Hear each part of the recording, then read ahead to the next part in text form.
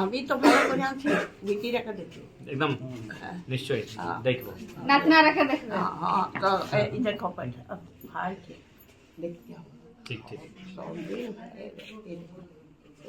আমি আমি আছি। बहुत सारे তুমি আশীর্বাদ দাও। আমার আশীর্বাদে তো দেখো আমি দাওয়ালে দোয়া কাম বেশি দে।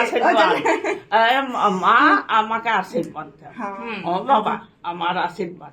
এখন আমার একবার ভোট হারাইল, হ্যাঁ। তারপরে আরো যখন আসছে বললে যেমন সব জায়গায় ইয়ে হয়, জিতে। এবারে ঠাকুর দিতাও, আর নাই তো আমি আর ঠাকুরের পূজা আর আমি করিবই না। নাই আসছে বললে যেমন সব জিলালে কাঁচি ছাপে জিতে। देखिए भावनात्मक जुड़ाव रहा है, और चूंकि सुनील महतो के जाने के बाद झारखंड में बहुत कम ऐसे नेता रहे हैं जो उनकी तरह प्रखर होकर और उनके बाद उनकी शहादत के बाद उस विषय को उठाते हैं। तो इनको लगता है कि उनकी कमी को जिस रास्ते पे चलकर पूरा किया जा सकता है उस रास्ते को मैंने चुना है। तो लोगों की भावनाएं हमारे साथ जुड़ रही हैं, तो इसी कारण भावुक दिखे हैं। एसपी साहब को फोन करना पड़ा इनके घर हाँ, से। इनके घर के बगल के एक बच्चा गुम हुआ है, तो उसी क्रम में एसपी साहब को हमने फोन किया है। उनको कहा कि खुद आप मॉनिटरिंग कीजिए इस मामले की।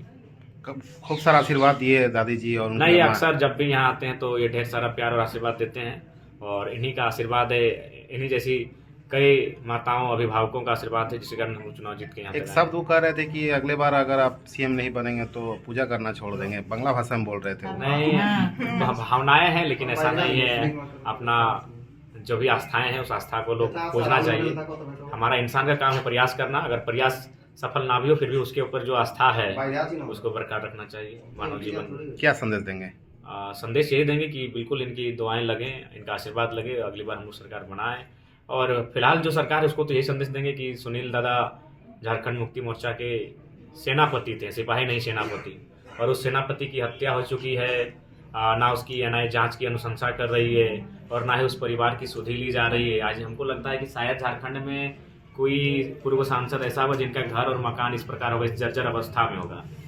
तो निसंदेह सरकार को संज्ञान लेने के बाद इनके परिवार को सुरक्षा के साथ साथ इनके परिवार को सुविधा मुहैया करानी चाहिए, उनकी माता की देखभाल करनी चाहिए। सीएम साहब बार बार तो आते हैं कोल्हान, आज भी तो कभी कोल्हान नहीं, दौरा। यहाँ कभी नहीं है। चंपई सोरेन जी बगल में रहते हैं, लेकिन आज तक कभी सुनील महतो की समाधि तक नहीं गए। वो भी जेएमएम के ही पार्टी से आते थे, अभी बीजेपी में चले गए हैं। तो ये चीज़ें कुछ इशारा करती हैं, जिस इशारा से शायद कभी भविष्य में राज का उद्भेदन हो, लेकिन अभी वो राज ही है। तो कब तक सुनील महतो के नाम पे राजनीति होगा झारखंड? देखिए, जब तक जो सरकार काबिज है वो तो जेएमएम की सरकार है, जब तक वो निश्चल मन से कार्य नहीं करेगी या फिर जब हम जैसे युवाओं को पूर्ण रूप से सत्ता में आने का अवसर नहीं मिलेगा, ये परिस्थितियां बनी रहेंगी।